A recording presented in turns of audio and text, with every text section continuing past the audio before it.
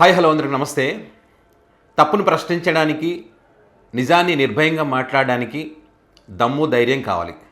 అట్లా ఎవరైనా సరే ఇప్పుడు అధికారంలో ఉన్నటువంటి ప్రభుత్వాలను మీరు చేస్తుంది ఇది తప్పు అని చెప్పి ఆ తప్పులను నిర్భయంగా ప్రశ్నిస్తున్నటువంటి వాళ్ళకి సంబంధించి ఈ ప్రభుత్వానికి అనుకూలంగా ఉండేటువంటి వ్యక్తులు, మరి ఆ అధికార పార్టీకి చెందినటువంటి నాయకులు, వాళ్ళ మీడియా వాళ్ళు వేసేటువంటి ముద్ర ఏంటంటే పేటీఎం బ్యాచ్లనో, లేకపోతే వాడికి బానిస్తానో చెప్పో, లేకపోతే వీడి సుట్ కేసులు ముట్టినాయని చెప్పో, లేకపోతే వాళ్ళ పుట్టుకకు సంబంధించి వల్గర్గా మాట్లాడమో, ఈ రకంగా మాట్లాడుతూ ఉంటారు. ఎందుకు ఈ రకంగా మాట్లాడతారంటే వాళ్ళ దగ్గర వీళ్ళు అడిగేటువంటి ప్రశ్నలకు వాటికి సంబంధించి వాళ్ళ దగ్గర ఆన్సర్ ఉండదు. ఆన్సర్ లేదు అంటే దాని అర్థం ఏంటి?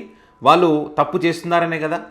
మరి నిజంగానే వాళ్ళ దగ్గర ఆన్సర్ ఉంటే, ఇదిగో నువ్వు ఈ ప్రశ్న వేసావు కదా, నువ్వు దీన్ని ప్రశ్నిస్తూ ఉన్నావు కదా, నువ్వు దీని గురించి మాట్లాడావు కదా, ఇది అసలైన నిజం అని చెప్పి దానికి తగ్గ ఎవిడెన్స్ కనుక చూపిస్తే ఇటువైపు వాళ్ళు నోరు మూసుకొని ఉంటారు కదా. ఇప్పుడు ప్రొఫెసర్ నాగేశ్వరరావు గారు కొన్ని అంశాలకు సంబంధించి మాట్లాడినప్పుడు ఆయన మీద కూడా ఈ ప్రొఫెసర్ నాగేశ్వరరావు అనేవాడు జగన్కి బానిస, పేటీఎం బ్యాచ్ అని చెప్పి ఆయన మీద కూడా ఒక ముద్రేశారు.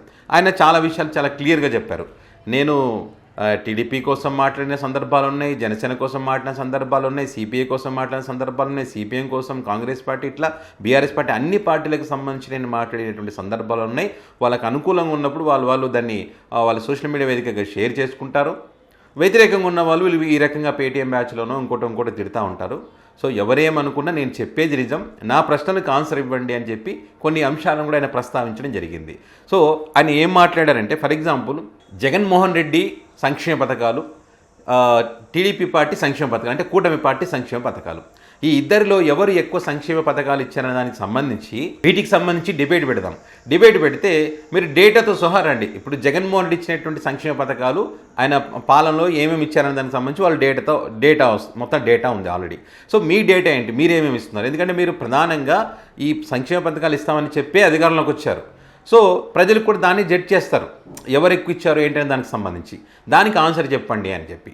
నిజంగా అది ఆ డిబేట్ కనుక జరిగితే కూటమి ఖచ్చితంగా డకౌట్ అవుతుంది.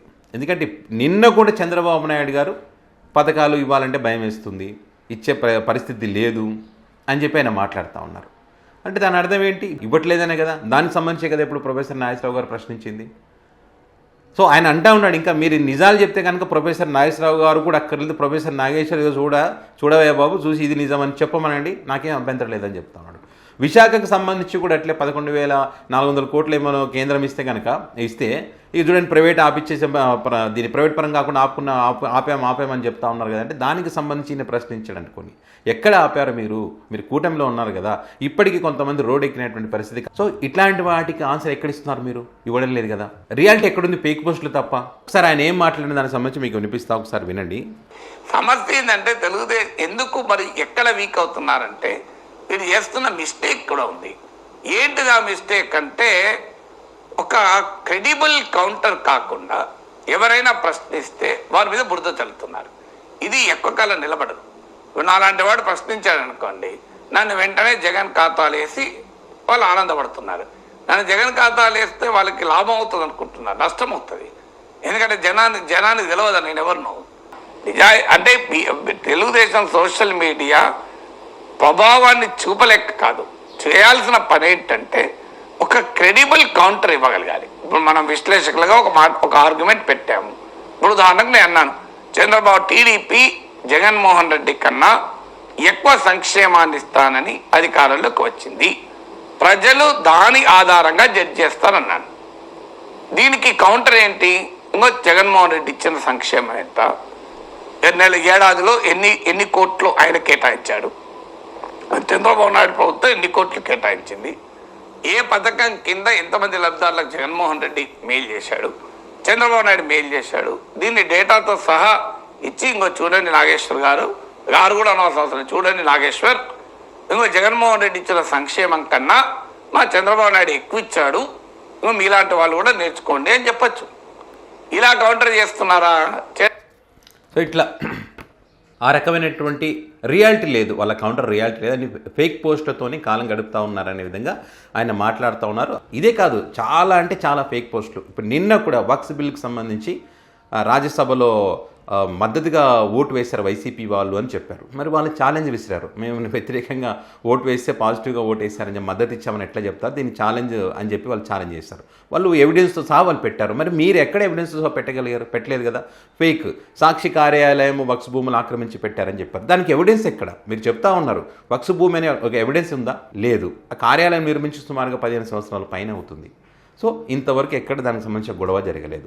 ఇట్లా అనవసరమైనటువంటి ఆరోపణలు చేయడం. మరి జగన్మోహన్ రెడ్డి లిక్కర్ అసలు దేశ యొక్క బడ్జెట్ దాటిపోయింది, అంత సంపాదించారని చెప్పారు.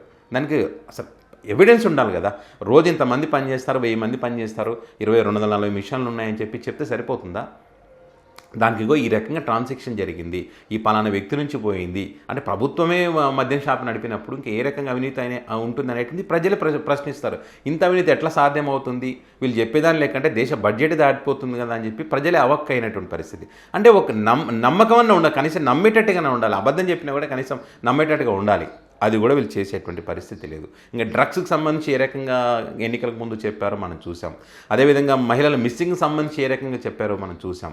సో ఇట్లా ప్రతిదీ కూడా అబద్ధం చెప్తూ అధికారంలోకి వచ్చారు. అప్పులకు సంబంధించి కూడా అదే రకంగా చెప్పారు. శ్రీలంక అవుతుంది, వెనిజులా అవుతుంది, అదవుతుంది, ఇది అవుతుంది అని చెప్పి ఇప్పటికి కూడా ఒక క్లారిటీ ఉండదు. అప్పులకు సంబంధించి 14 లక్షలు అంటారు, 11 లక్షలు అంటారు, 9 లక్షల కోట్లు అంటారు. ఇట్లా ఏది అర్థం లేకుండా ఫేక్ పోస్టులు పెట్టి కాలయాపన చేస్తున్నారు. మీకు ఇక్కడ ఇంకొక విషయం కూడా చెప్పాలి. ఒక మిత్రుడు అన్నాడు గతంలో, ఎడిటింగ్ చేసేటువంటి మిత్రుడు, కొన్ని ఛానల్స్లో ఎలక్షన్ టైంలో పిలుచుకున్నారంటే రాష్ట్రంలో రోడ్లు బాగలేవంటే రోడ్లకు సంబంధించిన ఒక ఇమేజ్ తయారు చేయమని చెప్పారంట. అక్కడ ఫలానా నియోజకవర్గం ఏదైనా ఉంటే ఆ నియోజకవర్గంలో రోడ్లు బాగాలేవు అంటే ఆ నియోజకవర్గంలో రోడ్లు బాగున్నా కూడా బాగాలేవు అని చెప్పి పోస్ట్ పెట్టాలంటే ఏం చేయాలంటే ఎక్కడో వేరే రాష్ట్రాల్లో గుంతలు పడిన రోడ్లు గూగుల్లో వెతికి అది కాపీ చేసి దాంట్లో ఎడిటింగ్ చేసి పెట్టి ఇది ఫలానా నియోజకవర్గం అని చెప్పి ప్రజలు నమ్మించేటువంటి ప్రయత్నం చేశారని కూడా ఒక సందర్భంలో నేను విన్నాను.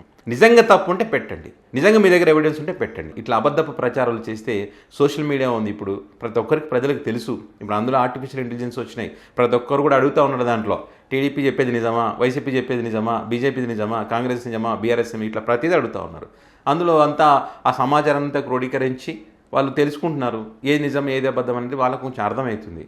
సో కాబట్టి ఇప్పటికైనా మారి నిజమైనటువంటి డేటాతో సహా ఏదైనా వైసీపీ తప్పులు ఉంటే డేటాతో సహా పెట్టి మీరు దానికి సంబంధించిన కౌంటర్ ఇచ్చే ప్రయత్నం చేయండి. కానీ ఇట్లా విశ్లేషకులని కానీ ఎవరైనా నిజాలు మాట్లాడే వాళ్ళని కానీ దయచేసి బూతులు తిట్టి పేటీఎంలు అని చెప్పి ఏటీఎంలు అని చెప్పి దయచేసి అలాంటి ముద్ర దయచేసి వేయకండి.